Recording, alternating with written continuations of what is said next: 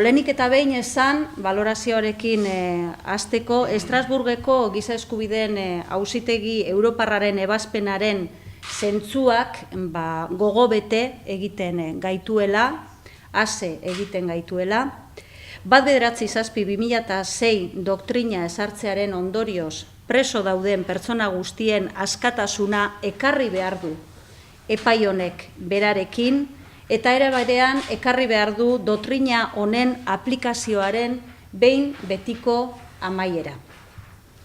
Sententzia hau, hala ere, esaten dugu gogobetetzen gaitu, eta hori horrela da, baina azpimarratu nahi dugu ez dugula irakurtzen sententzia hau ezker abertzalearen garaipen bat balitz bezala. Izan ere guk ez dugu sinisten garaile eta garaituen arteko eredu horretan.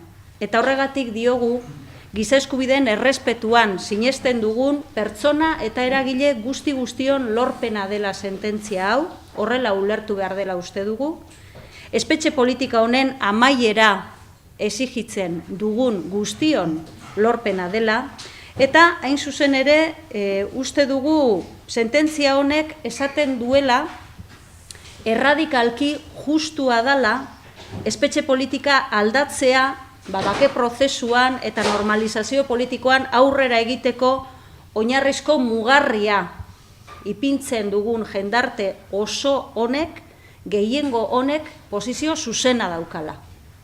Gehiengo horren posizioa zuzena dela esatera etorri da Europa kasu honetan, eta beraz posizio hori giza eskubideen hitzarmen Europarrarekin bat egiten duela, hori azpimarratzera dator sententzia hau, eta guk hortxe kokatzen dugu. Azkenik esan eta ideia nagusiak azpimarratzearren, giza eskubideen auzitegi Europarraren ebazpenak interpelazio zuzen bat egiten duela, eta horri ezin zaiola muzin egin.